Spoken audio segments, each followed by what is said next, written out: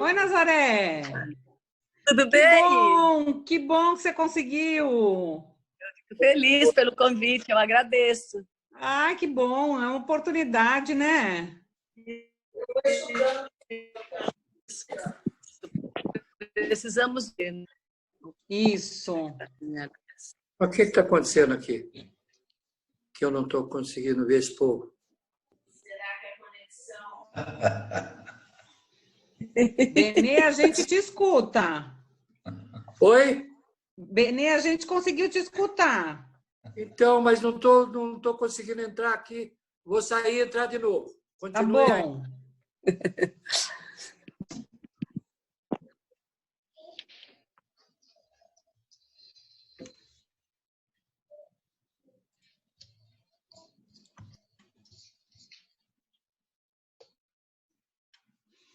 Vadinho, Vadinho, bem-vindo. Obrigado. Prazer participar. Que bom, que bom. Vai ser bastante pessoas, pelo jeito.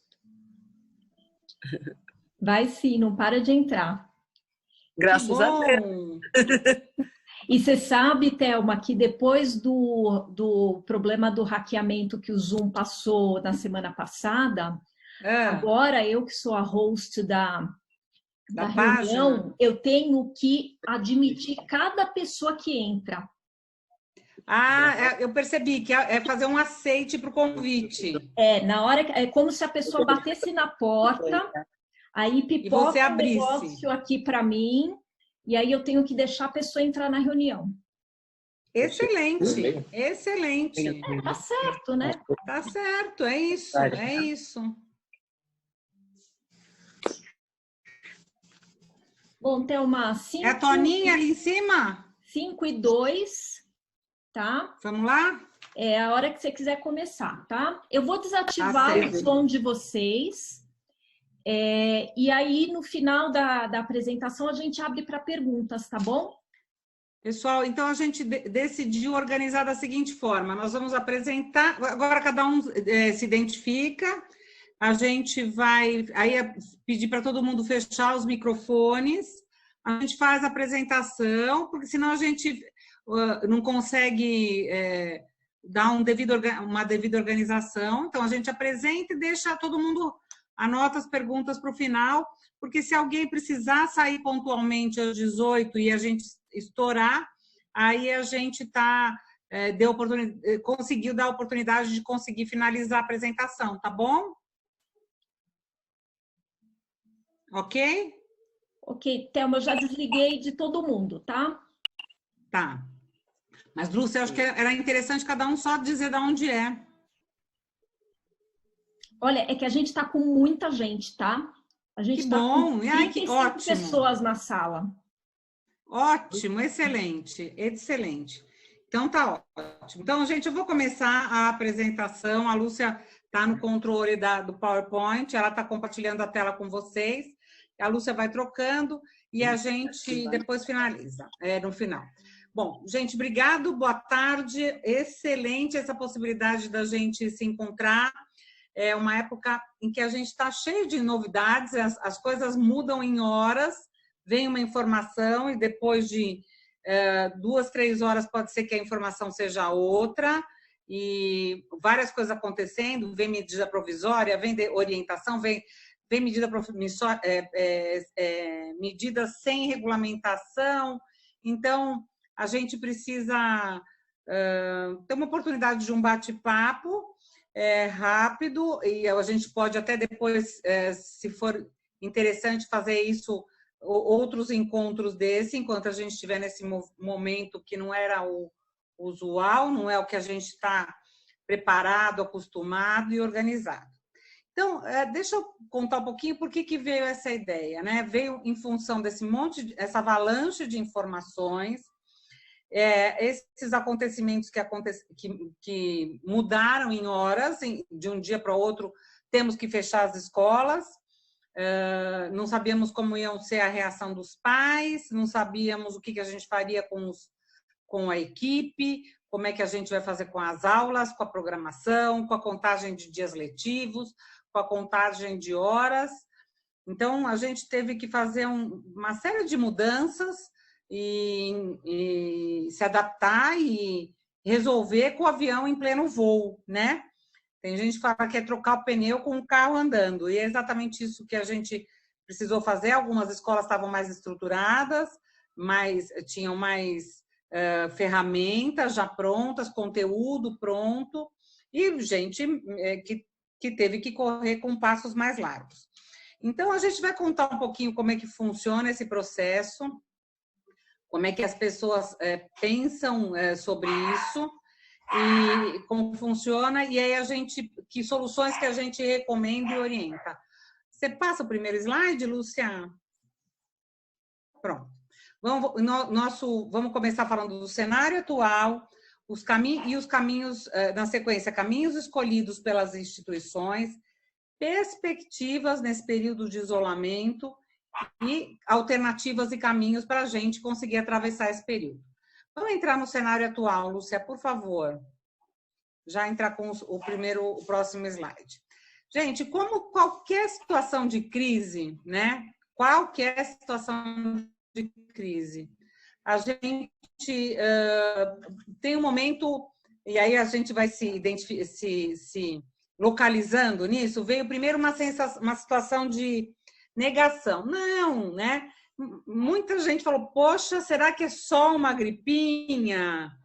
E a gente vai ter que ter alguns cuidados com álcool gel, lava a mão e pronto, vamos passar por isso e a vida não vai mudar? Ou vai ser no máximo, alguma coisa como foi em 2000 e qualquer coisa. Há uns 5, 6 anos atrás a gente teve que dar uma parada nas escolas, mas era mais para frente, era junho, então a gente não teve um impacto nessa proporção. Depois a gente falou, bom, se tiver vai ser curtinho, então como a gente já tem uma carga horária, a maioria dos colégios parceiros já trabalham com uma carga além do que a lei regulamenta também. Então, a gente estava naquela fase, não, vai passar, vai ser fácil, negando, né? Negando. Depois veio o susto, né? Veio aquela coisa do impacto da notícia, uma sensação de raiva, de fúria, de falar, poxa, e agora não precisava isso, e a gente vai ter que trocar, vai ter que se reorganizar, né? De novo, a gente entra numa fúria e na sensação de raiva que causa uma cegueira, né? Como qualquer situação de raiva, né? O perigo daquelas decisões que a gente toma no impacto da raiva, que é uma decisão tomada às escuras. E depois começa... E essa raiva, gente, muitas vezes ela é boa, porque ela gera um movimento, né? Tira a gente da zona de conforto, faz a gente falar, bom, eu tenho duas saídas, ou eu entro nessa raiva absoluta e fico dentro da raiva, fico me remoendo com a raiva e não faço nada, ou a gente sai da zona de conforto, gera um movimento, e aí sim a gente entra naquela situação de solução, de buscar caminhos e chama a coisa da barganha, né? O nome é esse, mas a gente entende assim, é o caminho de começar a buscar alternativas, soluções, caminhos e negociações. Como é que eu vou fazer com a carga horária? Como é que eu vou fazer com a questão da tecnologia na minha escola? Como é que eu vou fazer com o pai que não tem impressora?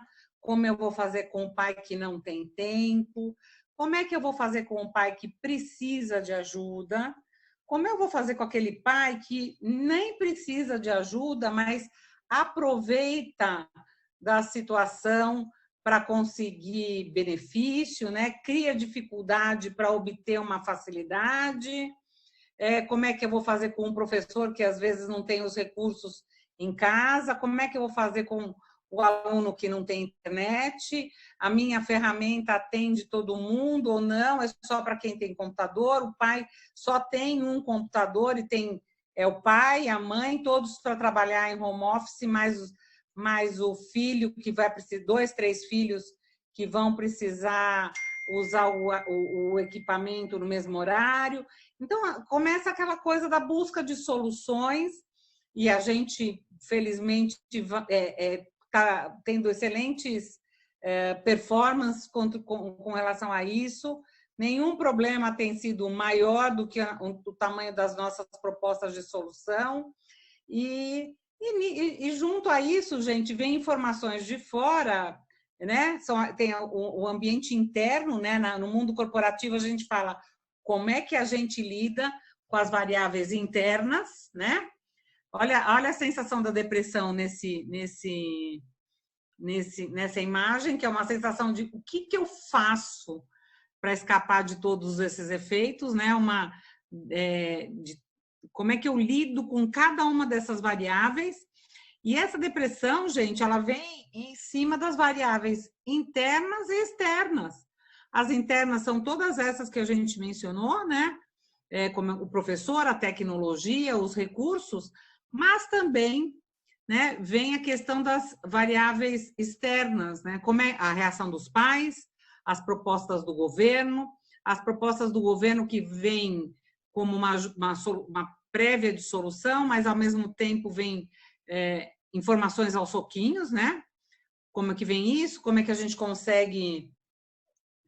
tem uma alternativa para colocar funcionário em suspensão, mas a plataforma não está pronta,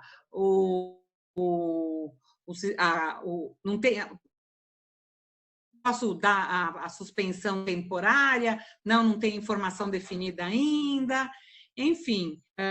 Então, a gente está lidando com coisas que estão no nosso acesso, com informações que estão no nosso acesso, que são referente ao ambiente interno, mas tem coisa que não está na nossa mão e vem do lado de fora.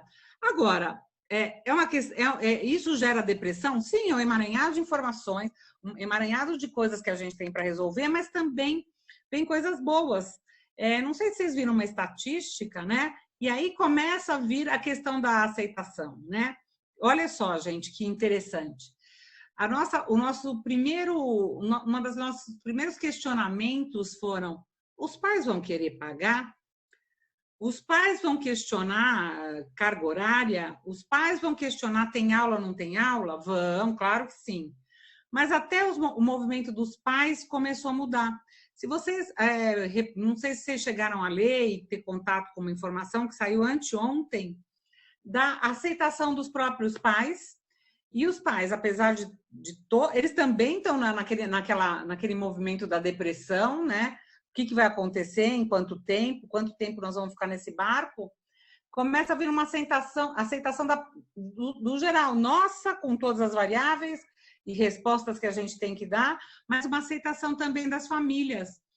Gente, a estatística é 87% dos pais não querem que as aulas voltem enquanto a gente estiver nesse movimento de crescimento da pandemia, né? Eu acho que a nossa angústia e o nosso principal pico da depressão eu tenho que resolver todas as coisas internas e, além de tudo, eu não posso brigar e ir contra o que meu cliente quer, né? Eu não posso trazer impacto para o meu cliente, porque eu não posso perder aluno, eu tenho que resolver um problema de saúde, mas também eu tenho que resolver um problema, tenho que segurar a escola financeiramente. E aí começa a vir a aceitação, a gente vai juntando todas as variáveis, as respostas que a gente vai conseguindo dar para tudo isso, e gerando vai gerando uma aceitação nossa e dos pais também. Então, gente, é aquela coisa, os pais também começaram a entender que é isso que a gente tem que encarar agora, nós temos que aceitar que todo mundo precisa ficar em casa e que eu vou ter que ajudar meu filho com a tarefa, eu vou ter que aprender a mexer nos recursos, vou ter que saber a senha. Então, começa a vir um movimento de aceitação e a gente entra na depressão, bate o pé no chão e sobe, né? O poço tem fundo e o fundo do poço tem mola. E o fundo do poço nos leva para cima. Então, ainda bem, vamos sair e vamos achar as outras alternativas. Vamos lá, Lúcia? Próximo Slide. Bom, agora vamos comentar um pouquinho, gente, bem rapidamente, dos caminhos que a gente tem visto que os nossos colégios parceiros têm escolhido, né? A gente já viu várias coisas, a gente já está medindo as respostas que os colégios parceiros estão dando, e aí acho que é interessante a gente já partir para comentar onde que eles estão. Lúcia, olha só, gente, os dados da escola, esse dado que a gente conseguiu com as escolas exponenciais, recente, tem essa semana de novo,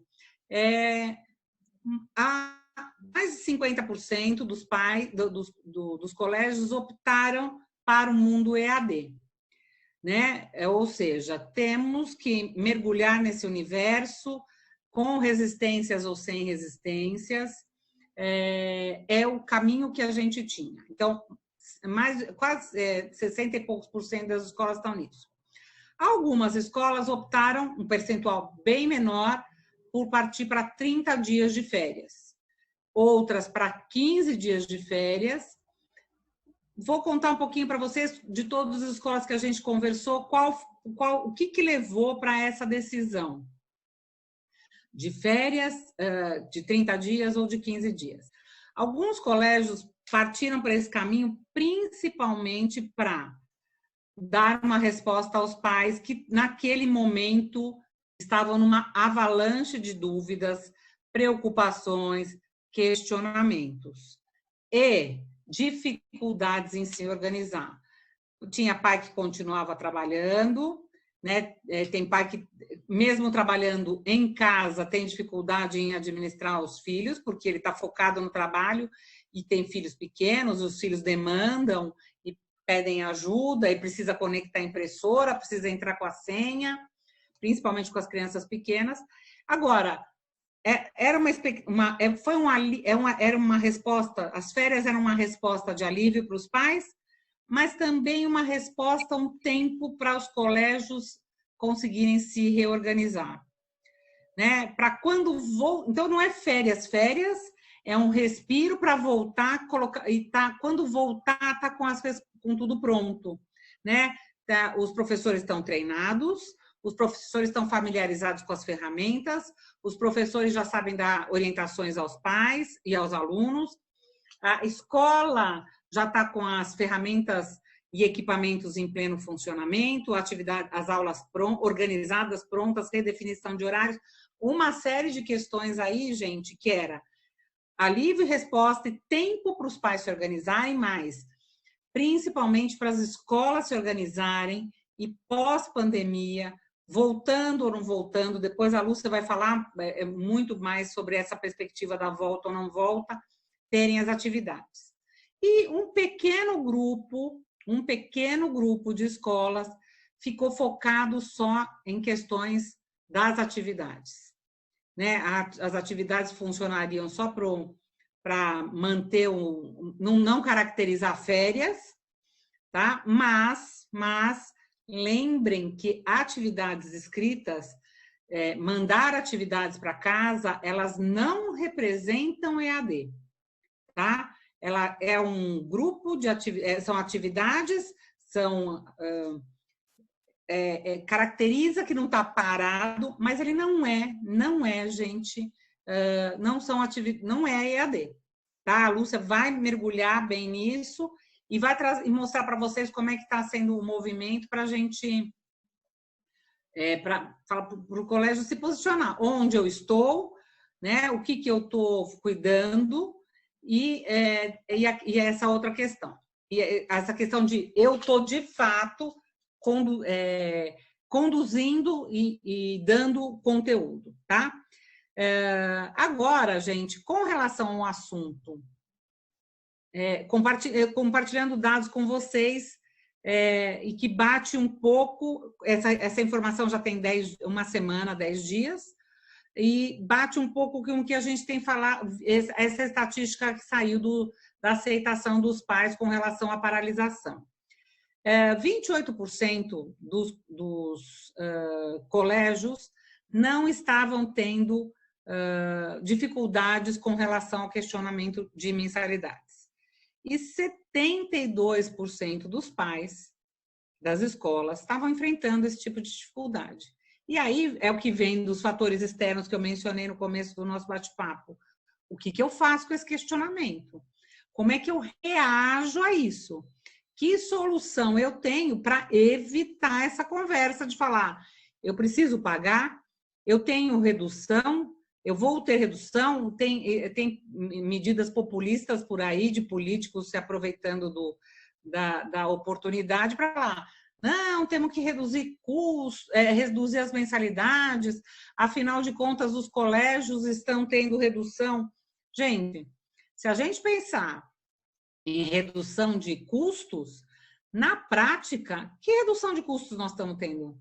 É luz e água? E algumas escolas que estão tendo redução de custo de lanche, as que fornecem lanche. É isso, e este percentual não é representativo nas planilhas de custo das escolas, né? As escolas continuam tendo os mesmos custos. Eu tenho dado de um colégio bastante grande, que ele falou, eu vou economizar, assim, em água e energia elétrica. No entanto, eu tive que comprar uma plataforma da Cisco, que eu não tive nem coragem de perguntar quanto custa, para poder dar conta das minhas aulas ao vivo.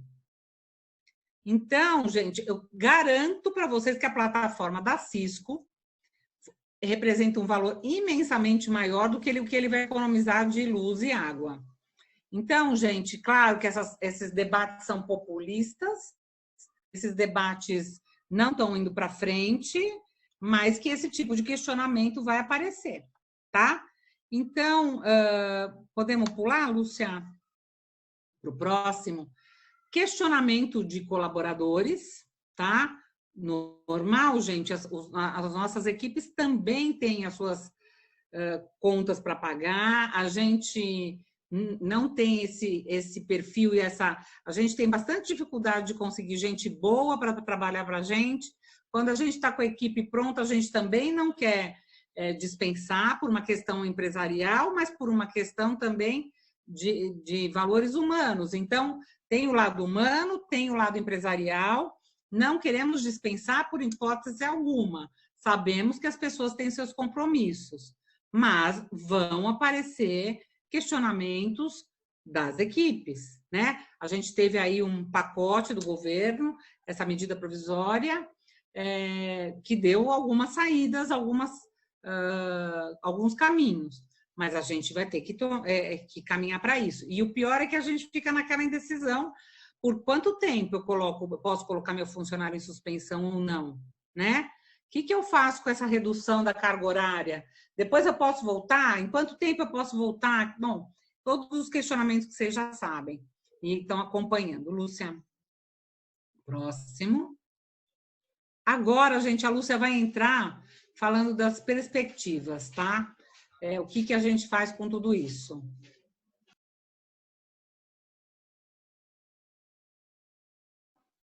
Fechei o som da Thelma, abri o meu. Tá todo mundo me ouvindo?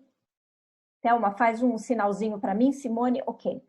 Então, pessoal, agora a gente vai falar, na verdade, da parte mais importante, que é pensar o que a gente vai fazer com esse cenário todo. E, de fato, que cenário é esse, né? Até uma mesmo comentou que a gente tem notícia nova a cada 20 minutos, né? Até uma semana atrás, só pessoas contaminadas com o vírus precisavam usar máscara. Agora já estão falando que se você for sair de casa, saia de máscara. Então, assim, é bem confuso lidar com esse cenário, porque parece que ele está muito inconsistente. Então, para tratar dessa questão da gente pelo menos pensar numa perspectiva ou em algumas apostas, né, sobre o nosso futuro, eu quero trazer aqui para vocês um estudo que foi feito pelo Boston Consulting Group. Esse é um grupo muito respeitado, um grupo que lida com investimentos. Tá? Então, assim que começou esse problema lá na China, no começo do ano, no mês de fevereiro, eles já fizeram naquela época, eles já encomendaram junto com a Johns Hopkins University, um estudo do potencial de problema dessa pandemia e como isso vai afetar a questão macroeconômica do planeta, tá? E aqui, como a gente está falando de um estudo elaborado por uma universidade a pedido de um grupo de uma consultoria de investimentos, é bem interessante pensar no seguinte, né? Esse documento, ele está disponível, eu posso mandar para qualquer um de vocês, é só vocês me solicitarem, mas um grupo como o BCG, ele tem interesse em divulgar até perspectivas positivas, porque o que eles vendem é investimento. Então, a divulgação de um cenário negativo, para eles, enquanto grupo, enquanto setor de negócios, é negativo, porque as pessoas com medo, elas investem menos, tá? Então, esse é um contexto importante de dar quando a gente olha para esse documento aí que está sendo utilizado pelo BCG. E a outra coisa interessante é que, apesar de ter todo esse estudo ele é pouco abordado nas mídias, né?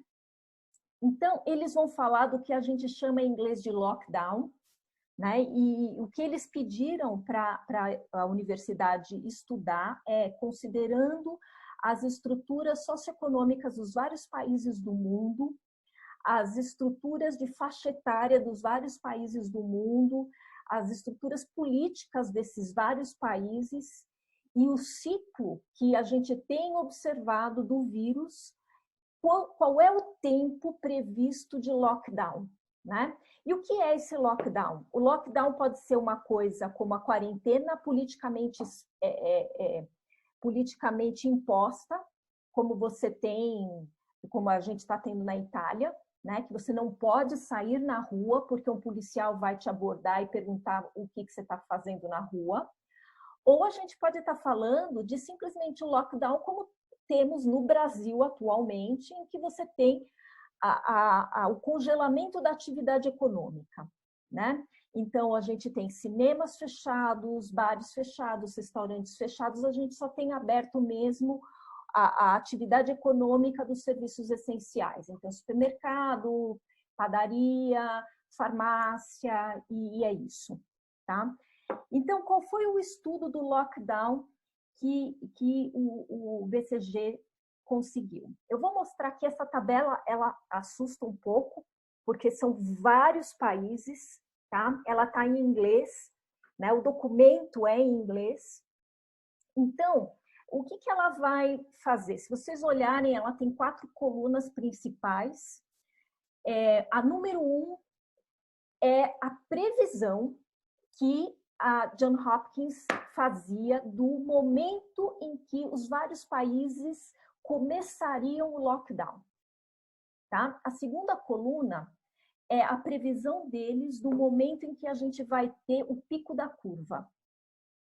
O terceiro é uma visão otimista de quando o lockdown deve acabar. E a quarta é a visão pessimista de quando o lockdown vai acabar. Em cada um dos países, eles pegaram os países onde eles têm negócios, investimentos acontecendo, tá? Para explicar o porquê, por exemplo, um país como a Argentina tem resultados diferentes do Brasil, né, que, em tese, as condições climáticas são mais ou menos parecidas, né? A gente tem a mesma distância em relação ao Oriente, onde a pandemia começou. Eles colocam essas setinhas para cima e para baixo, aonde a gente vai, onde eles analisam o número de leitos em UTI para cada 100 mil habitantes. Então, quando a setinha é para baixo é porque o cenário é ruim, quando é deitada é porque é um cenário satisfatório, e quando ela é para cima é porque é um cenário positivo. Na segunda coluna, avalia o número de pessoas com doenças respiratórias, né? Porque a gente sabe que a pessoa, se você tem uma população com muito problema respiratório, a chance dessa pandemia ser mais grave é maior. E, por fim, a última coluna vai analisar as condições políticas, né? Então, como no Brasil, por exemplo, a gente tem essa questão que o próprio Palácio do Planalto não se comunica bem e fica em crise com o seu próprio Ministério da Saúde, isso cria uma instabilidade política que não colabora para a resolução do quadro, tá? Então, se vocês olharem aí, vocês vão perceber que se você pega, por exemplo, Sweden, né, lá embaixo, o período do lockdown é bem mais curto porque você é um país mais rico, então vai ter uma estrutura hospitalar melhor, uma população menos doente, né, inclusive do ponto de vista respiratório, uma situação uma situação política mais estável. Então, tudo isso colabora para que o lockdown seja menor. Se a gente olhar só o Brasil, a gente vai ver o seguinte, tá? Então, tem ali, ele começa num vermelhinho, porque quando isso foi feito, o Brasil ainda não tinha começado o lockdown, tá? Então, esse vermelhinho e verdinho quer dizer isso. Quer dizer, no momento da pesquisa, do estudo, se já estava em lockdown ou não estava. Então, o Brasil não estava. A previsão que eles colocaram na época era de que o Brasil entraria no lockdown na 4ª semana de março. E foi exatamente o que aconteceu. Tá? Se a gente pegar o estado de São Paulo como exemplo, o João Dória, ele pegou a 3ª semana de março para fazer aquela fase transitória em que as escolas ainda não estavam fechadas, estavam fazendo as escolas públicas, né? Fazendo orientação às famílias, dando um tempo para a família se organizar, né? Porque às vezes o pai e a mãe trabalhavam bem no horário da escola. Então, na 3ª semana foi aquela fase transitória, 4ª semana as escolas públicas já estavam fechadas, né? Aí, se a gente for para o Brasil ainda, na coluna 2, que analisa a probabilidade da parte da curva, né? Quando é que a gente vai atingir o pico da curva? Nesse estudo está falando da 3ª semana, W, né? De week 3, então a 3ª semana de maio, tá? Isso é bem importante para nós, gestores educacionais, porque como a Thelma falou, sim, várias escolas deram intervalos, né, período de férias de 15 dias e tudo mais para se estruturar, porém algumas instituições entrou na coisa do período de férias meio que se agarrando na ilusão de que em maio a gente já está com esse problema resolvido e que a gente vai poder voltar às aulas. É possível, tudo é possível, né? A gente está falando de um fenômeno que é a primeira vez que o planeta enfrenta, porém os órgãos de saúde não estão apontando nessa direção. Então, possivelmente, quando essas férias que as escolas estão dando, a maioria delas em abril, quando elas voltarem em maio, possivelmente as escolas devem estar fechadas ainda, né? Teve um movimento ontem no Rio de Janeiro, do governador de lá, querer liberar o lockdown das cidades pequenas do Rio de Janeiro, do estado do Rio de Janeiro, onde não há casos de coronavírus, né? Nós não sabemos também o efeito que isso pode ter. De repente, a gente pode descobrir que isso é uma solução, né? E num município pequeno, isso pode ser uma alternativa, tira o lockdown, mantém o lockdown na Grande São Paulo, por exemplo, mas no município pequeno você libera, tá? Mas isso pode ter o efeito contrário, que é de municípios onde a coisa está tranquila, né? Onde não há casos, de você começar a ter, né? Nós não sabemos. E aí, se a gente for, né, para o item 3 e 4 do Brasil, né? O item 3 é a visão otimista de quando o lockdown encerra no Brasil, e o 4 é a visão pessimista. A gente está falando de podermos reabrir as escolas na primeira semana de julho, ou numa visão pessimista da gente conseguir reabrir as escolas só na segunda semana de agosto. Uma informação que eu comentei com a Thelma anteriormente, né? Vocês sabem, obviamente, que os cinemas estão fechados, né? O meu esposo trabalha com logística para grandes redes de alimentação, entre eles os cinemas, né? Cinépolis, UCI, Cinemark e tudo mais. E a programação de todos os cinemas do Brasil é reabrir os cinemas apenas em outubro. Tá? Então, isso demonstra que, assim, esse estudo, ele tem uma efetividade, eu acho que a gente pode e deveria, sim, se a gente trabalhar com esse cenário, e esse cenário depois for melhor do que o que está aqui, a gente está no lucro. Mas se ele realmente se efetivar desta maneira, a gente não entra em maio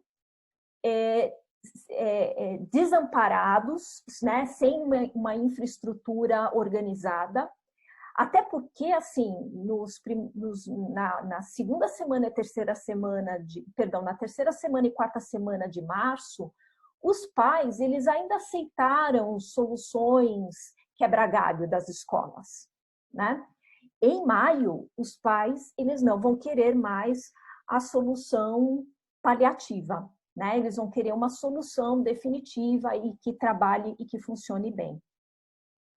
Então, voltando aqui, fazendo um resumo, né? Se a gente pegar esse estudo da Johns Hopkins University, a gente viu, então, o começo do lockdown no Brasil, na quarta semana de março, que foi o que aconteceu, pico da curva, primeira semana de maio, o final do lockdown, uma visão otimista, primeira semana de julho, e o final do lockdown, uma visão pessimista, segunda semana de agosto. Bom, com isso na mente, a gente tem sempre que lembrar que no Brasil, em especial, educação é para os fortes, né? A gente já tem poucos desafios, né? A gente é assim, eu falo que às vezes eu tenho angústias enormes, né, de como é que a gente consegue transformar a sociedade brasileira com a educação, né, no contexto socioeconômico que a gente vive. E como se não bastasse todo esse desafio, aí a gente tem esse novo desafio chegando em 2020. Né? Ninguém estava esperando por isso, né? E a gente até sabia que a gente ia ter um ano com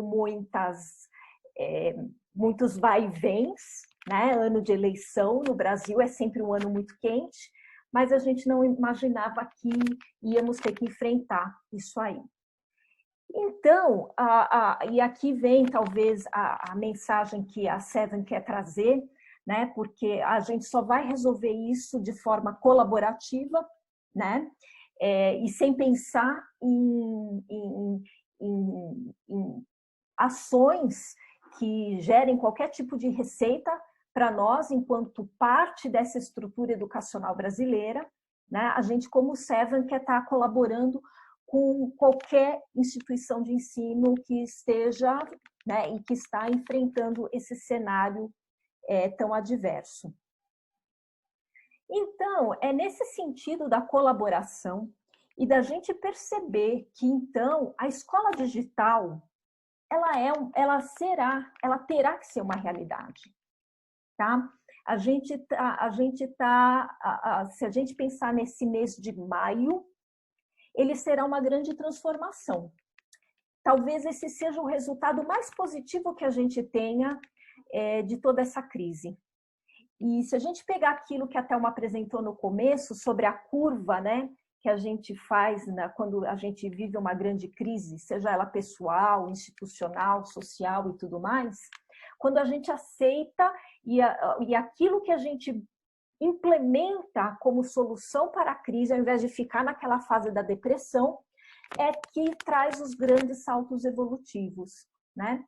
Então, até por isso que, vejam, a gente convidou todos os colégios que a Seven atende, porque a gente, neste momento, a gente tem que nós temos que estar todos juntos para conseguir se ajudar e independente, né? Assim, agora a gente está vendo muita venda, né, de coisas online e não é isso. É de pensar na colaboração mesmo como mote para as instituições. Vou dividir agora com vocês algumas práticas importantes que a gente tem observado. Cada colégio tem feito algumas coisas e que a gente tentou juntar tudo aquilo que a gente ouviu de bom dos vários e vários colégios que a gente atende para tentar dividir com todos, né? Porque aí uma ideia que foi bacana num colégio, olha, isso aqui, puxa, se eu aplicar também aqui na minha escola, vai dar um resultado positivo. E a gente dividiu em 7 áreas, né? Lógico, a gente na Seven faz tudo pelo número 7, que dá sorte, né, Thelma? Então, aqui, olha, a gente colocou o primeiro item relacionado ao enfrentamento do medo, tá?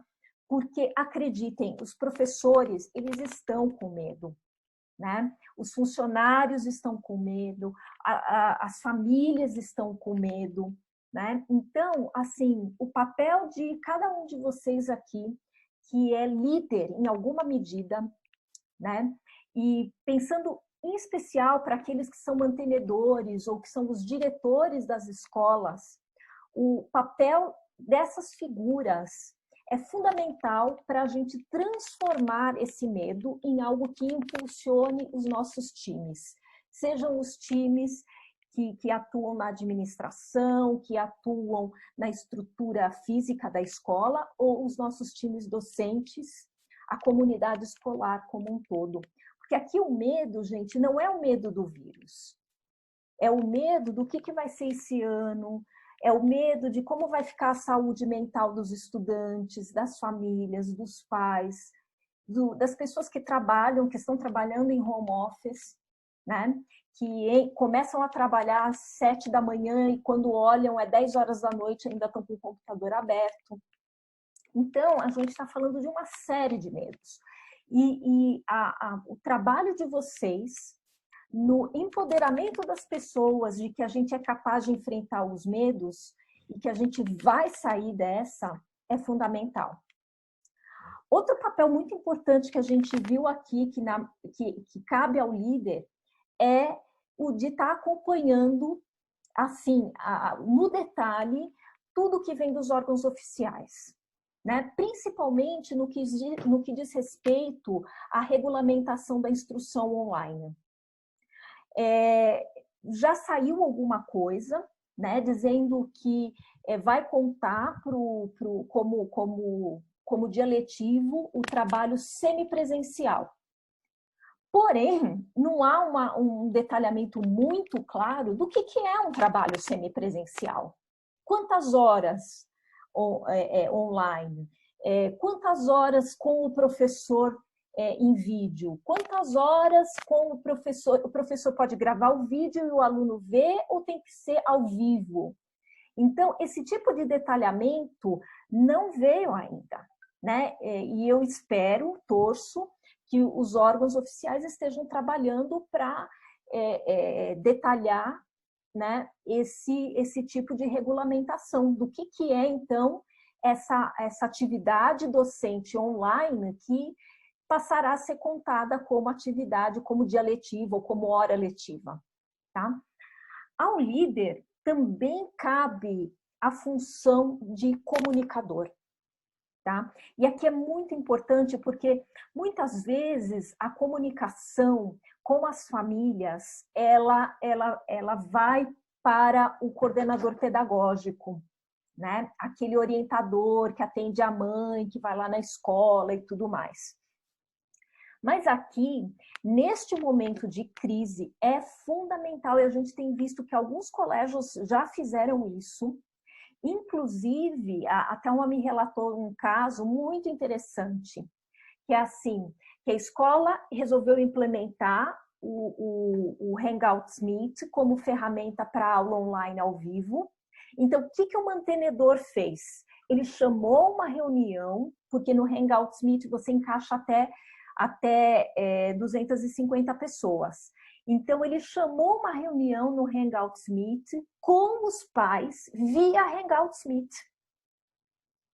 Né? Provavelmente, 3 dias antes da reunião, a pessoa que ficou com o telefone da escola atendeu 80 pais, falando, não, mas e aí, na hora, eu clico aonde, vai pedir senha, funciona no celular, funciona no computador.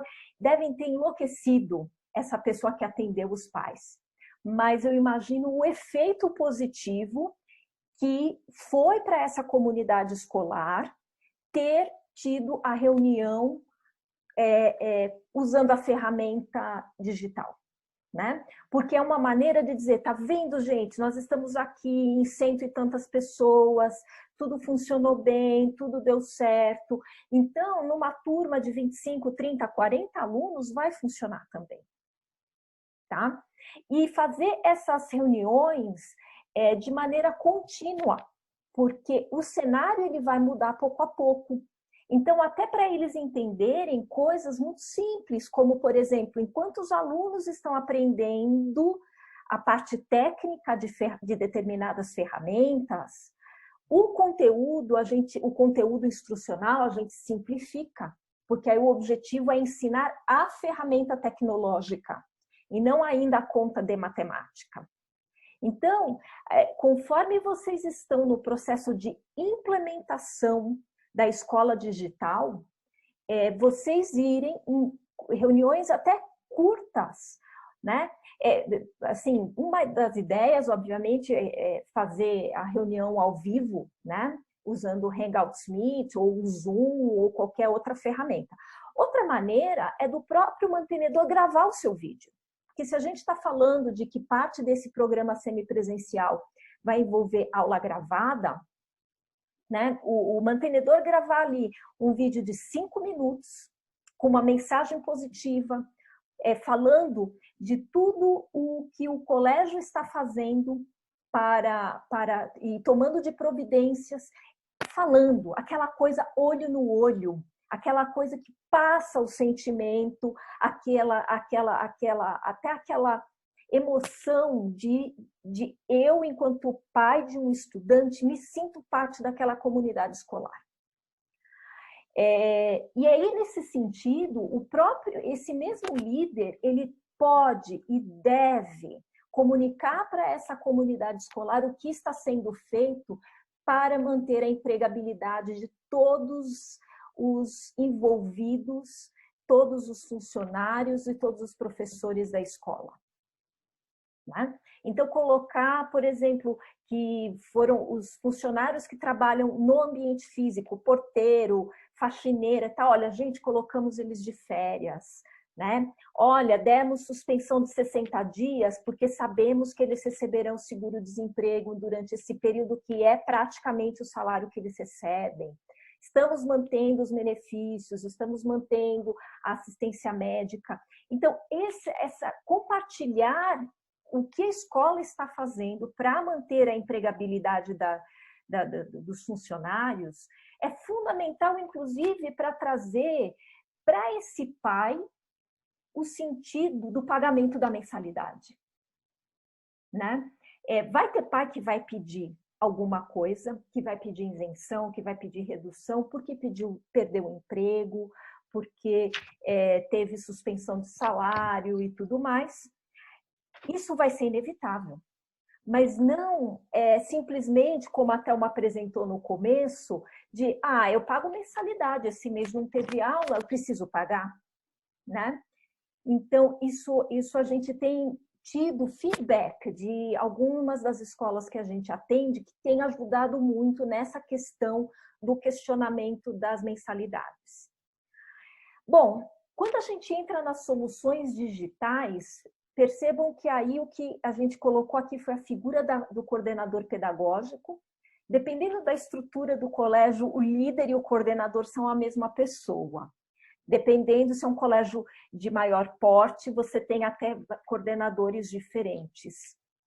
Então, esse coordenador, ele tem que ter clareza que ele precisa agora pensar como é que ele vai estruturar o ciclo dele, o ciclo que ele cuida, o infantil, o Fundi 1, o Fundi 2, o médio, numa mescla de atividades síncronas e atividades assíncronas, para que essa dinâmica do online aconteça a partir de maio, né? E aqui existe dois lados, o da solução digital, que tem a ver com escolher a plataforma, a LMS, a ferramenta de webconferência, a ferramenta de gravação de aula, de videoaula, tem tudo isso. E aí, gente, entra um pouco do que a Seven pode ajudar, tá?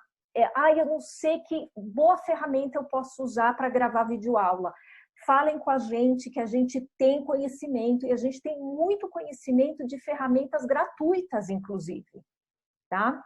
E não ferramentas, que isso é importante, que estão sendo gratuitas só agora na quarentena, porque aí não adianta, né? Quando a quarentena acabar, a gente não sabe qual será a medida da continuidade dessa escola digital quando a gente puder voltar até a aula presencial. Então, não adianta eu te indicar uma ferramenta de gravação de videoaula que em agosto volta a ser paga e é uma fortuna, tá? Tem muitos provedores de solução de EdTech que estão fazendo isso, que estão neste momento oferecendo de graça, porque aí você entra, você começa a usar, você se acostuma, você ensina toda a tua comunidade docente ou discente a usar aquilo ali, e aí em agosto eles começam a cobrar porque alegam que agora a quarentena acabou. Então, não, a gente tem que buscar ou uma ferramenta que é financeiramente viável para a escola, né? Nem tudo é possível ter de graça, mas tem muita coisa que é de graça, e é de graça ponto. Então, por exemplo, para gravar videoaula, tem muita coisa de graça, simples, então que é fácil de ensinar o professor a utilizar. E a Seven tem muito conhecimento nesse sentido que a gente está super aberto para dividir com vocês.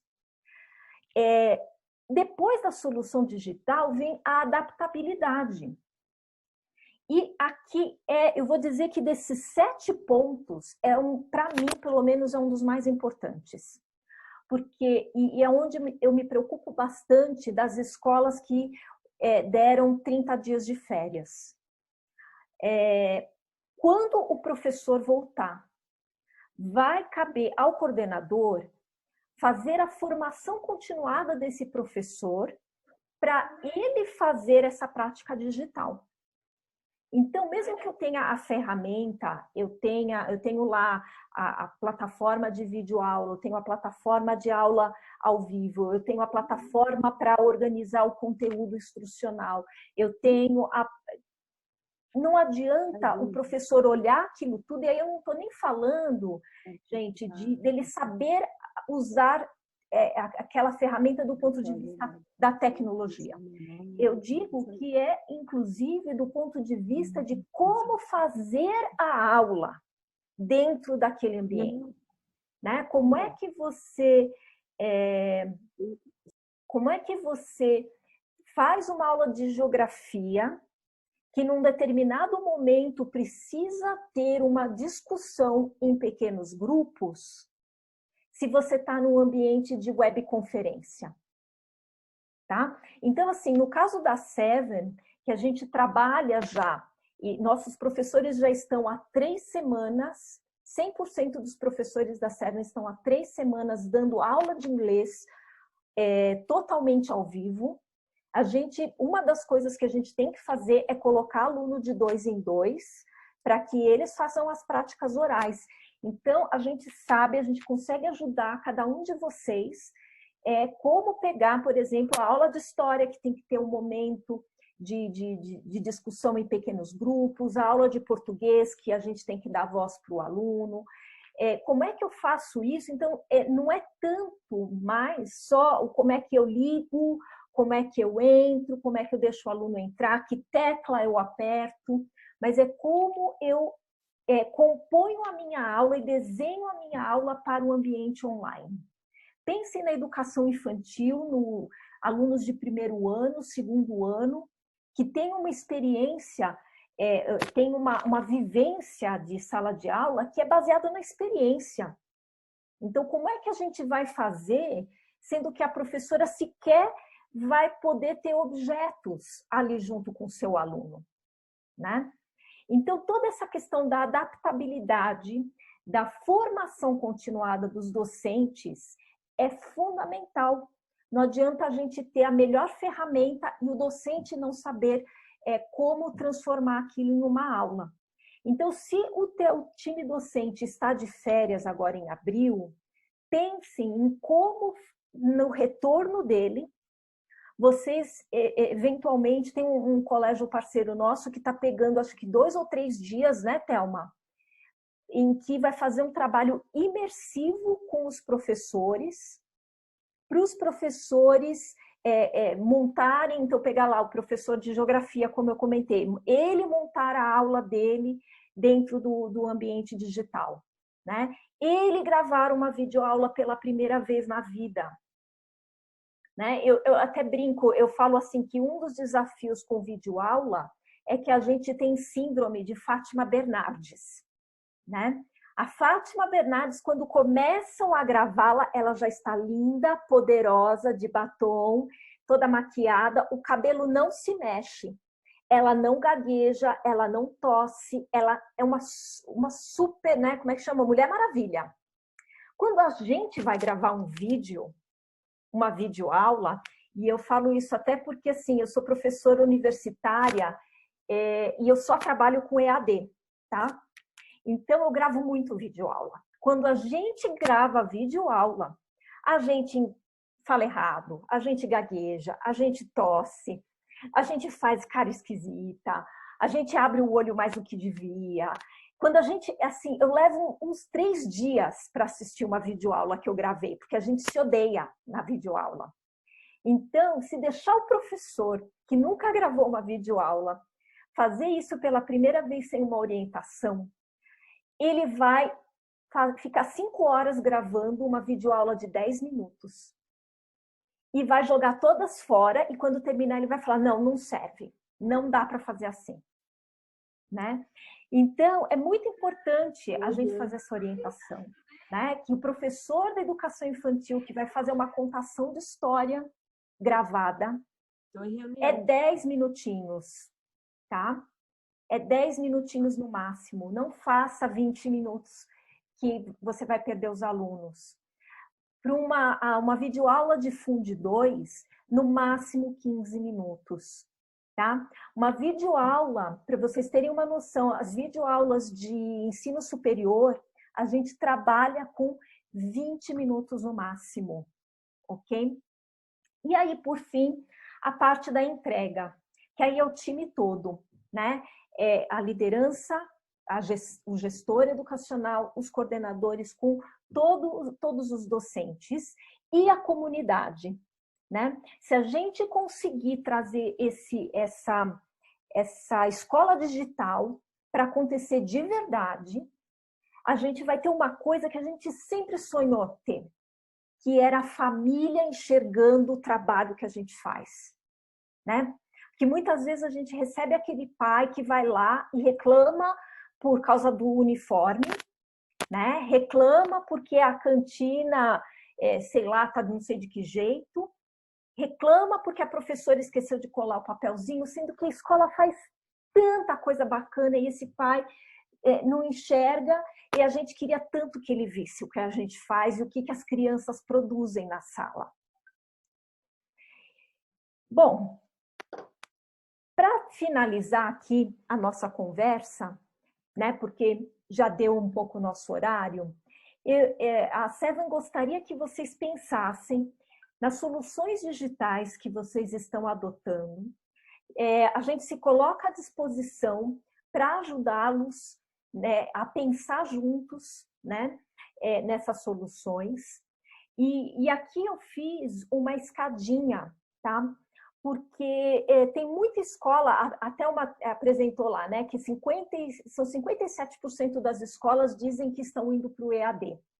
Mas quando você pergunta de verdade, você vai ver que não necessariamente... O que é esse EAD também não está muito claro para nós. Né? É bem interessante isso. Para o ensino superior é muito claro o que é EAD. Para a educação básica, isso não é muito claro. Então, solução digital, existe camadas, né? A primeira camada é só quando você faz uma trilha, uma prateleira de atividades. Então, você vai lá, pega um Google Classroom, pega uma LMS qualquer, né? Uma plataforma, e você vai colocando atividades em PDF, por exemplo, né? Que a criança ou o adolescente vai lá, imprime na impressora de casa, faz, né? Então, isso é um tipo de solução digital.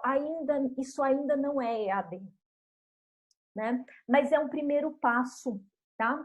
Muitas vezes a gente precisa dar o primeiro passo, primeiro implementar a trilha, ajudar o professor a saber como é que ele põe conteúdo nessa trilha, quer dizer, o que você põe na prateleira 1, na prateleira 2, ensinar os alunos como é que ele entra, como é que ele acessa a primeira prateleira para ver a primeira atividade, como é que ele acessa a segunda prateleira para ver a segunda atividade, tá?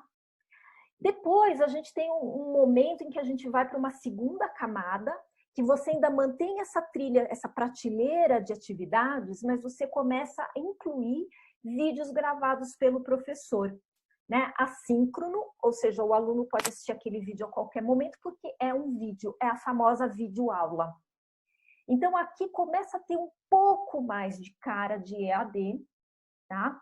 E aí você vai ter, então, a prateleira com textos de leitura, com PDFs ali com exercício de matemática, com coisas que o aluno tem que fazer, mas você tem permeado com essas atividades as videoaulas, em que o professor deixa claro qual é o objetivo da próxima atividade, ele explica aquela parte teórica, né?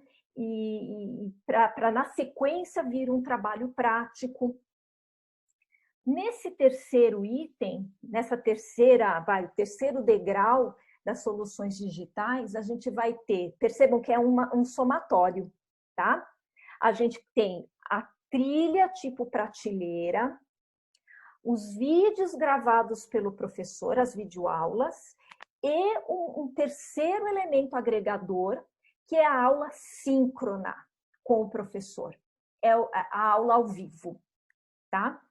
E aqui, então, percebam, um colabora com o outro, né?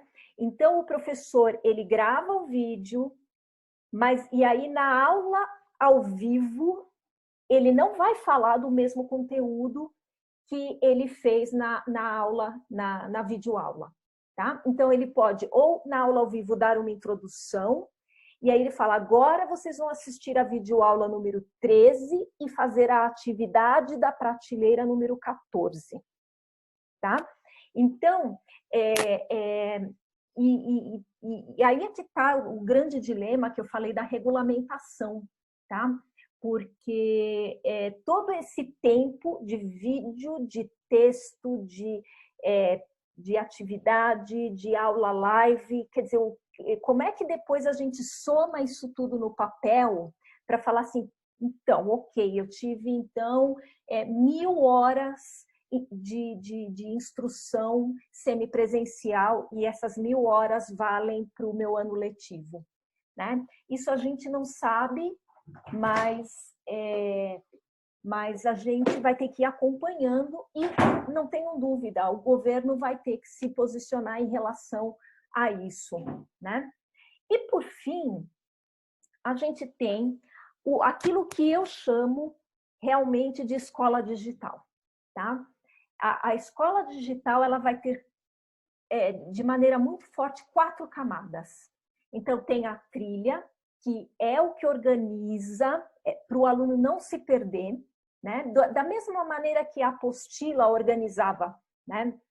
o livro didático organiza, né? A apostila organiza também, quer dizer, você tem ali a unidade 1, 2, 3, só que no ambiente digital a gente tem outros recursos que não são em papel, então a gente tem que organizá-los também, né? Então tem a trilha, a gente tem a videoaula, a gente tem a aula ao vivo e a gente tem a ferramenta de interação digital com a comunidade escolar, tá?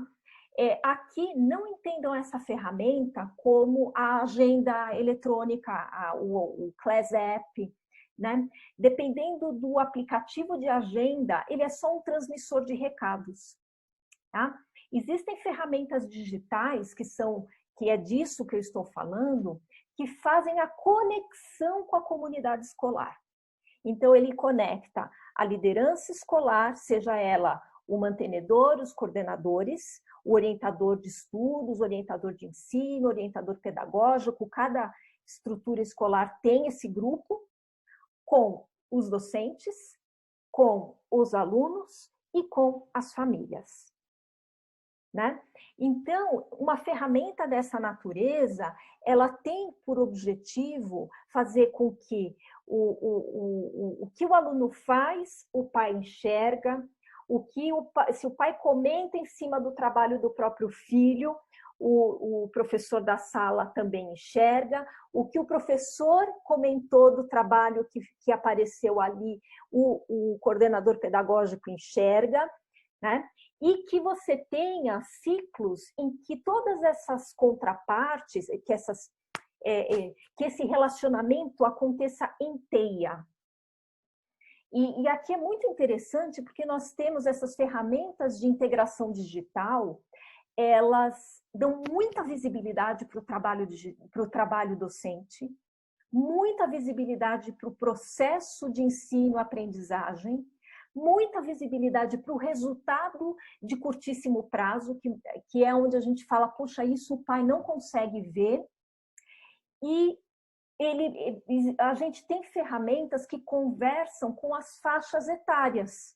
Então, ferramentas que são mais voltadas para o público da educação infantil e do Fundo 1, ferramentas que conversam melhor com a faixa etária do Fundo 2, ferramentas que fazem uma integração melhor com os alunos do ensino médio, tá? Mas um colégio, quando a instituição pegar esse ritmo da integração digital, porque aí, assim, todo o processo, inclusive do trabalho da prateleira, ele passa a ser perceptível por todo mundo que está envolvido. Então, tem ferramentas, muitos de vocês estão usando o Google for Education. O Google for Education, ele consegue fazer isso porque tem uma maneira de você incluir os pais, né? Mas o Google for Education só faz isso via e-mail, tá? Mas também ele faz essa integração entre as várias partes. Então, assim, contem com a Seven, pensem, reflitam sobre o caminho que vocês estão tomando, contem conosco, a gente pode ajudá-los na escolha das ferramentas, no envio de tutoriais, tá? Porque, assim, inclusive, ontem a gente estava conversando com um dos colégios que a gente atende, porque, assim, uma grande dor, uma grande angústia que a gente tem é que a apostila ou o livro didático trazia tudo lá dentro. Trazia o texto teórico, trazia a atividade, trazia tudo. E agora é um mundaréu de aplicativo, de plataforma, de um monte de coisa. Então, assim, a gente fica num sofrimento, as famílias também, tá? As famílias ficam, nossa, é um monte de coisa. Mas o mundo digital nos empurra para a pluralidade e não para a síntese, né? Tanto é que a gente começa a navegar na internet, quando a gente vê, a gente está numa loja de sapato. Então, não tem muito como a gente escapar, tá? Inclusive, quando a gente pega lá na BNCC a questão da competência digital quer dizer conseguir fluir em todo esse universo digital que é tão pluralizado.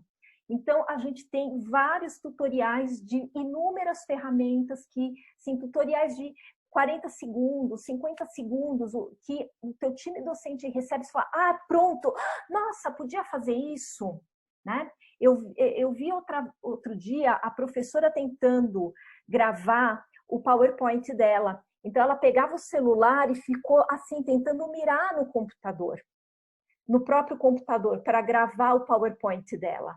Quando não precisa, tem ferramentas que você dá 3 cliques e começam a gravar o que está na tela do teu computador.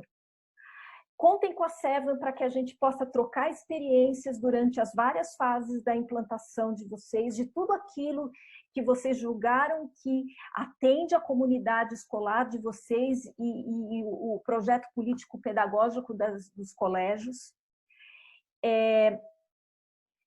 Contem conosco para levar referências, tá? de práticas positivas para vocês dividirem com as famílias. Né? Outro dia a gente mandou para um mantenedor um vídeo de uma criança fazendo uma videoaula, uma criança de 6 anos. E foi muito interessante que o mantenedor, na hora ele devolveu, falou assim, nossa, eu estava tão para baixo e esse vídeo dessa criança fazendo essa videoaula me reergueu.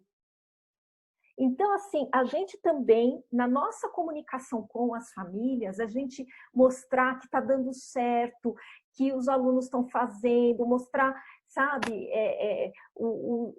outro dia também tinha lá o Google Hangouts Meet, né, com o professor ali no canto, e tinha 25 imagenzinhas de cada um dos alunos ali assistindo aula, e o professor deu um print naquela tela. Eu falo assim, nossa, a gente não imaginava fazer 1/3 disso em novembro do ano passado, né? E sim, contem com a gente para que tudo isso que vocês fizerem nos próximos 45 dias, em termos de adoção de tecnologia educacional, seja percebido positivamente pelas famílias de vocês. Né, pelas famílias que vocês atendem. Então, assim, contem conosco, a gente está fazendo isso porque a gente quer ver, a gente acha que existe um ganho muito positivo dessa crise toda. Né? E a gente quer ver dar certo. Né? Então, agora, a gente está aqui ainda num sentimento de confusão, de instabilidade, com 80 pais mandando WhatsApp, falando um monte de coisa que não está dando certo, né? Que não está conseguindo, que não sabe o que é um QR Code, que não sabe muito bem o que é um link e tudo mais. E a gente, onde isso vai dar? E a gente tem o onde eu quero estar, né? E aqui eu tenho uma certeza, gente, que as instituições que acertarem a mão nessa educação digital, elas serão uma grande referência. E a gente pode ter uma mudança do cenário educacional bastante profunda para os próximos anos. Tá? Então, Thelma, eu vou pedir para você encerrar. Aqui tem os nossos contatos, inclusive o WhatsApp. Tá? Nos chamem. Tá? Então, tem o meu e-mail, meu WhatsApp, o e-mail da Thelma, o WhatsApp da Thelma. Falem conosco, a gente está aqui para tudo que vocês precisarem. E a nossa ideia oportunamente, né, Thelma, repetir ou fazer... Aqui a gente fez uma coisa live, ou de repente a gente ir para o outro caminho, fazer pequenos vídeos, né, com... coisas novas que surjam, ideias diferentes, coisas que possam ser bacanas e que ajudem vocês. Thelma, você dá uma palavra final, então? Bom, gente, primeiro, eu quero agradecer porque todo mundo está presente, né? Conseguimos que a maioria dos nossos colégios tenha representantes, a gente acabou estourando o nosso tempo e eu tenho certeza que a gente tinha perguntas, então o que eu vou fazer, gente? São 6h15, a gente tinha planejado finalizar às 18h, Então, eu sei que tem, por exemplo, acabei de receber, em paralelo ao nosso bate-papo, algumas mensagens de um colégio parceiro, por exemplo, que eles tinham uma outra reunião às 18. Então, olha só, quem quiser continuar e entrar com alguma pergunta agora, a gente fica para essas pessoas. Quem não puder, por alguma razão, manda para a gente via e-mail ou via WhatsApp, que aí a Lúcia ou eu respondemos. Então, ninguém ficará sem resposta, podendo continuar na nossa conversa ou não. E uma outra coisa importante é que eu vou mandar para todo mundo uma avaliação, perguntando, olha, querendo saber a posição de vocês, a visão de vocês, a opinião de vocês. A gente manda apresentação também, né, Thelma? Oi, Luciana. A gente manda apresentação também. Mandamos apresentação, mandamos avaliação, e nessa avaliação eu vou colocar pedidos de sugestão de temas que vocês querem que a gente aborde. Olha, nossa angústia, nossa dor é em cima de tal assunto, vocês conseguem tratar alguma coisa sobre isso? Então, a gente vai colocar na avaliação esse campo aberto a temas que vocês eventualmente queiram que a gente aborde com vocês. Tá bom? Gente, obrigada. Espero que tenha sido satisfatório, que tenha trazido algumas luzes. E aí a gente fica aqui se alguém quiser entrar com perguntas. Tá bom? Aí eu quero fazer pergunta, não, eu quero fazer um comentário. Primeiro eu fiquei assustado. Vadinho. Ô, Vadinho, se apresenta. Sou Vadinho de Ilha Solteira. Ótimo. Iniciamos esse ano com a Serve. Estamos muito felizes, quero parabenizar vocês pelo evento. Quer dizer que eu fiquei muito assustado com a visão que a Lúcia tem sobre a internet, porque eu tenho uma visão tão boa da internet e ela tem uma visão da internet como loja de sapato. Eu fiquei aterrorizado com isso. Tá? Quando a minha esposa fala para a gente passar numa loja de sapato, eu fico apavorado. Né? Minha visão não é essa de internet, hein? A outra eu quero dizer que eu gostei muito do que foi apresentado aqui. E a apresentação, se vocês vão disponibilizar, fico feliz porque tem alguns referenciais importantes para a gente. Me ajudou a ter uma visão melhor aí a respeito do trabalho que a gente tem pela frente. Graças a Deus eu tenho uma equipe muito envolvida, a gente está trabalhando com EAD e a equipe toda envolvida e trazendo bons resultados, comentários dos pais, muito felizes, né? Então, a gente está muito feliz com o trabalho que a gente vem realizando. E isso que vocês nos apresentam ajuda a nortear o trabalho que a gente quer continuar fazendo. Muito obrigado. Valeu. Thelma. Oi. É Nazaré de Boituva, tudo bem? Quero parabenizar você, a Luz, que bom. Evento, clareou bastante, estamos aqui, mas eu gostaria de saber com ela ou com você sobre o que está acontecendo nos países que já passaram, porque o que nós vamos passar na parte educacional, para que a gente tenha essa previsão, né? A gente já está na frente, né? Então a gente gostaria de saber tudo que como que está.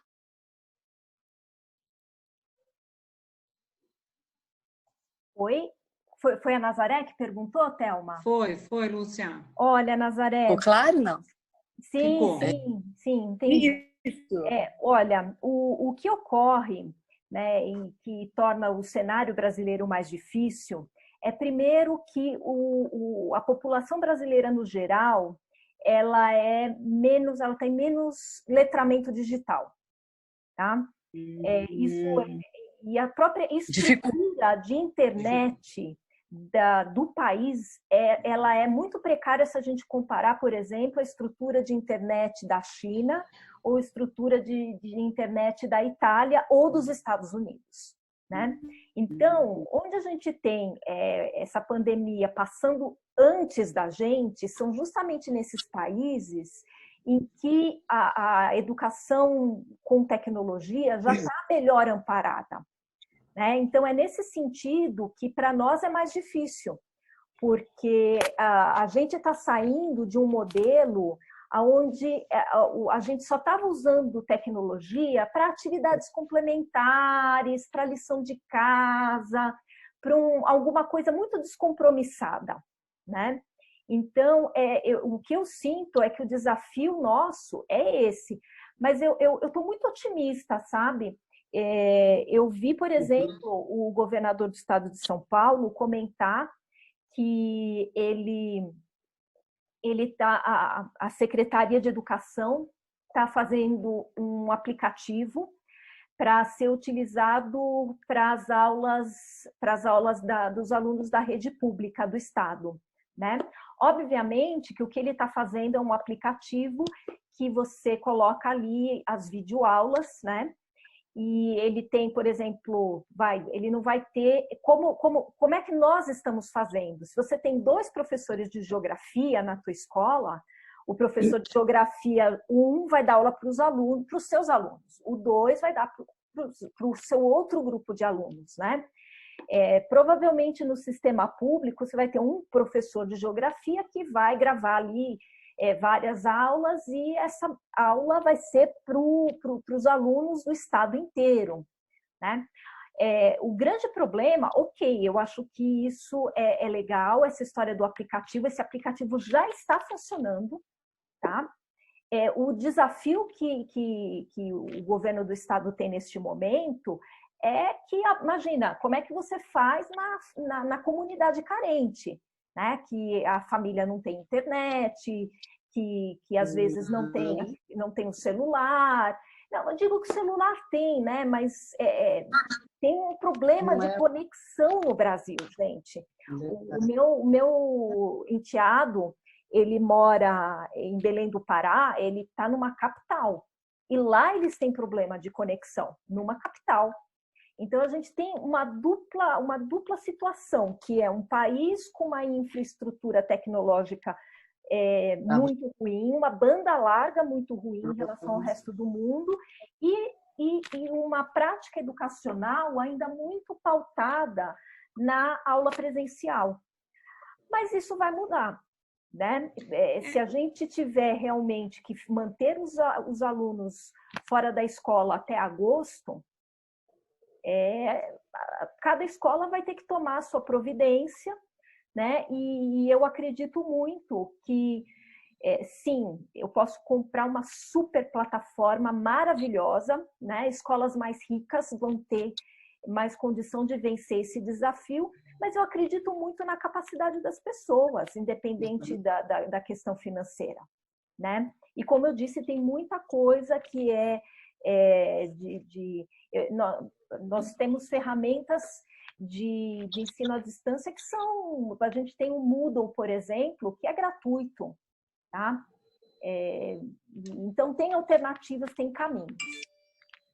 Gente, com relação a isso, mesmo os países com mais cultura digital, com mais infraestrutura em termos de banda larga, as próprias universidades americanas, algumas, não todas, entraram, né, no lockdown logo depois do Spring Break, né? Então, eles tinham o Spring Break, os alunos estavam parados mesmo, pela essa parada que é tradicional deles. Na sequência, eles colocaram os alunos em férias. Foram para a universidade, esvaziaram os seus dormes e voltaram. Então, nos Estados Unidos, que já tem uma cultura mais sedimentada só com relação a isso, e tem a banda larga de qualidade infinitamente melhor que a nossa, também fizeram essas paradas estratégicas, também precisaram se reorganizar, aí eu assino embaixo o que a Lúcia falou. Todo mundo vai ter que se adaptar e aprender nessa história, e aí a gente vai sair com esse ganho. Então, não com relação só ao Brasil a dificuldade, as nossas se agravam, o governo está correndo atrás, está negociando com as grandes fornecedoras de banda larga para também colocarem sinal, liberarem sinal para as comunidades mais carentes. Então, tem todo um movimento de desenvolvimento de aplicativo, de aumento de infraestrutura, mas vai ser geral. Agora, desculpa. A gente tem uma desvantagem também em relação a esses países, que é o seguinte: quando as escolas americanas estenderam o Spring Break, né, as férias de primavera, os professores, eles têm 30 dias de férias. Então, quer dizer, os alunos ficaram em casa e os professores ficaram trabalhando, se preparando, né, para quando na volta, ou não havendo volta, né, a volta que eu digo assim, a volta já no digital, tudo tivesse funcionando. Isso. A dificuldade que nós temos no Brasil é que a gente tem uma legislação de que se tem férias, né, não pode ser chamado para nada. Você não chama o professor. Então, isso é muito difícil, porque, como eu disse para vocês, a ferramenta tecnológica por si só, ela não dá conta da prática docente. E a prática docente é diferente no digital. Tá? Fato. Então, existe eu fico assim, na universidade, quando eu dou aula, onde eu sou a docente, eu tenho normalmente grupos de 250 alunos. Né? Então, a interação com 250 alunos, ela tem uma dinâmica totalmente diferente do que se eu desse aula presencial numa faculdade. Então, assim, a aprendizagem autônoma tem que ser estimulada, a pesquisa, mais do que nunca, precisa ser estimulada. Nós temos vários alunos e professores que não sabem, por exemplo, que um arquivo de Word do Google, né, o Google Doc, que você pode ter 4 pessoas escrevendo ao mesmo tempo no mesmo arquivo. Né? Inclusive, hoje, a Microsoft, se vocês comprarem o Office novo, ele também já tem a modalidade de compartilhamento, né? Porque aí você coloca 4 pessoas redigindo a mesma redação, redigindo o mesmo projeto, porque é assim, gente, não é porque está no digital que a aula vai ter que voltar a ser expositiva, né? Se a escola trabalha com projetos, ela vai ter que continuar trabalhando com projetos, só que com a parte de orientação em relação ao projeto no digital. Na hora que tiver que ter conversas entre os alunos em pequenos grupos, tem todo um jeito de como é que você junta esses alunos em trios ou em grupos de 4 e para eles fazerem essas discussões, né? Como é que você, depois que não está tendo mais a aula ao vivo, como é que você junta esses alunos para eles fazerem lá a atividade que tem que ser feita em 8 mãos? Né? Então, é nessa direção e aqui a gente não vai entrar nos detalhes com vocês, porque cada escola está num ponto diferente desse processo todo, mas assim, falem conosco porque a gente quer muito fazer essa troca, tá? Uhum. Mais alguém, gente? Perguntas? Lúcia, Thelma. É a Cristiane aqui do Colégio, né, de Boituva. Queria primeiro agradecer a vocês. Você conseguiu entrar, que bom. Consegui. A internet está oscilando um pouquinho aqui, mas eu estou aproveitando tudo que eu posso. Queria agradecer muito, né, a todo o cuidado que vocês estão tendo e esse olhar que vocês estão tendo para nossas escolas. E uma coisa que me preocupa, mas que eu acho que deu uma clareada na ideia, foi a questão de atingir os alunos da educação infantil, né? Pelo que eu observei da explicação da Lúcia, são as ferramentas que nós temos que acessar, que escolher essas ferramentas adequadas para atingir esse nível de escolaridade. É isso mesmo? É isso. Olha, Cris, eu vou te dizer o seguinte, para mim, a educação infantil é o ciclo mais difícil de trabalhar, tá? Existe uma coisa no Brasil que é aquela coisa do antigo magistério, né? De que hoje a gente já tem que ser pedagoga e tal, mas a gente vem com essa cultura de que você só tinha que ter o magistério e você já dava aula de educação infantil. No universo online, a complexidade da aula da educação infantil aumenta exponencialmente. Sim. Porque o número de recursos, a variação de recursos tecnológicos que esse docente vai ter que acessar para conseguir trazer aquela coisa tão importante da experiência é fundamental. Então, a gente tem que dar muita atenção. É a vivência, né? Agora, é a vivência. Eu vou dizer uma coisa para vocês, tá? Nós temos tido gratas surpresas com aulas digitais para crianças de 3, 4, 5 anos. Lindas. Coisas assim emocionantes. E a gente subestima muito a capacidade dessa criança de se integrar na escola digital. E é o contrário, sabe? Ela se integra com muita mais facilidade do que a gente imagina, né? Então, assim,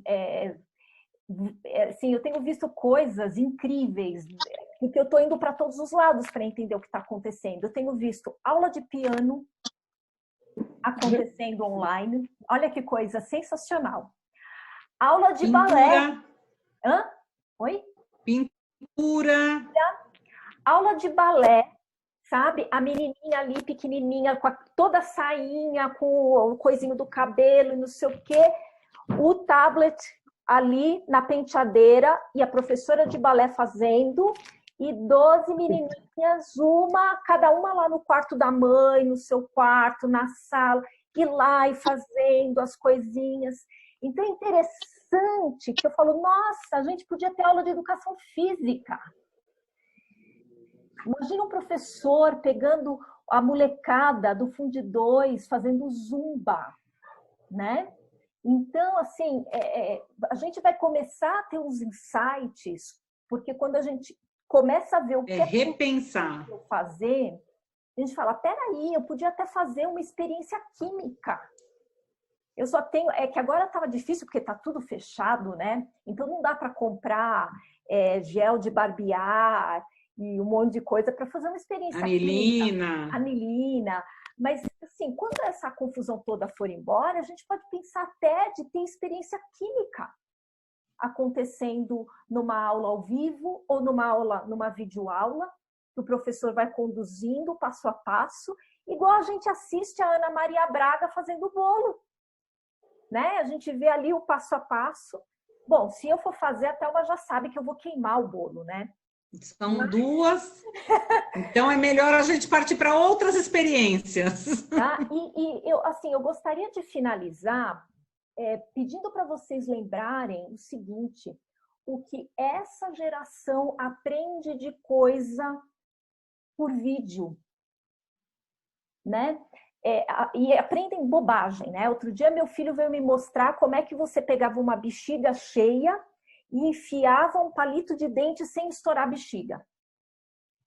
Eu falei, filho, onde você aprendeu isso? No YouTube. Muito legal. Né? Mas é super legal, porque ele furou a bexiga e a bexiga não estourou. Né? Então ele me mostrou lá que tinha que passar o palito de dente no azeite e tinha que fazer não sei de que jeito. Então, se eles podem aprender isso, eles aprendem como faz slime, eles aprendem um monte de coisa maluca, com certeza a gente consegue entregar aulas sensacionais, né, nesse formato. Não vai ser para sempre, uma hora tudo isso vai passar, a gente vai voltar a ter os nossos alunos nas escolas, mas eu tenho certeza que vai ficar uma herança muito positiva, tá? Eu só discordo, eu acho assim, não é para sempre, mas também nada será como antes. É isso mesmo. Nada será como antes. Olha, gente, não será 100% igual. Essa experiência a gente tem visto. Lúcia, a gente podia ter colocado nesse PowerPoint a mensagem que você recebeu de uma aluna de 13 anos. A Lúcia deveria ter colocado, gente. É uma aluna de 13 anos, escreveu um mini texto para a gente de 3 linhas, em inglês, agradecendo pelas aulas, por a gente ter continuado as aulas independente da pandemia, que a experiência, como tem sido a experiência para ela com as videoaulas, gente. A gente A gente teve esse tipo de comentário de adulto que é mais resistente, está menos acostumado, e tem aluna mais bloqueios. Aluna da Denise, de São Caetano. Oi, Lúcia. É aluna da Denise, de São Caetano, que eu acho que está aqui na teleconferência. Tá. E eu vou tentar traduzir aqui rapidinho. Ela fala assim, eu entendo completamente, professora, e eu só quero te agradecer e agradecer à escola de estar fazendo todo o possível para nos ensinar durante essa pandemia, porque muitas escolas estão fechadas para férias antecipadas e eu não tenho dúvidas de dizer o quão bom está sendo ter aulas enquanto nós estamos aqui isolados em quarentena. Por isso que eu acho que nada, não será tudo como era antes. A gente vai voltar, as aulas vão voltar, teremos as nossas aulas presenciais, que bom o nosso convívio, sairemos do lockdown, mas a gente rompeu um paradigma, gente. A gente está vendo, eu vi o Bill Gates falando que tudo que era presencial na volta da pandemia, só 30% continuará não sendo presencial. Ele está falando de escolas, ele está falando de trabalho, ele está falando de soluções de locomoção nas grandes cidades. Então, a gente está... É uma quebra absoluta de paradigma e a gente tem que aproveitar isso e falar, olha, desse limão sairá uma limonada, né? Então, acho que muita coisa mudou e muita coisa está sendo uma surpresa sensacional. Eu assisti ontem um colégio que tem 3 irmãozinhos que estão fazendo uma campanha pela internet, eles têm 5, 7, 9 anos, estão fazendo, eles de própria vontade, estão fazendo na internet uma campanha para ajudar o tio da pipoca. Então, obviamente o tio da pipoca não está vendendo e eles se lembraram do tio da pipoca e estão organizando isso por conta própria. Então, gente, a gente vai conseguir, nesse mundo virtual, e muito além do que a gente sempre pensou. É isso aí. Pessoal, eu vou encerrar essa transmissão. Agradeço a presença de todos. A gente vai mandar... Peço para vocês responderem a pesquisa que eu vou mandar. E a gente vai mandar o PowerPoint aqui, a apresentação, tá? E, assim, por favor, nos chamem, nos acionem. A gente está aqui para ajudar no que vocês precisarem, para vocês terem uma ideia. Até algumas instituições, algumas escolas públicas, a gente tem ajudado, tá? Até coisas simples como tirar a licença do Google for Education, usar algumas ferramentas bastante simples, até coisa de usar, como usa o celular para se gravar e tudo mais. Então, assim, a gente está aqui realmente porque, senão a gente fazer coisas nos tira da depressão, né? Naquele ciclo lá do enfrentamento da crise. Tá? Então, eu vou finalizar aqui a nossa transmissão e a gente se fala em breve, tá bom? Obrigadão, obrigada, pessoal. gente. Bom descanso. Obrigada. Tchau, tchau. Valeu. Obrigada. Obrigada.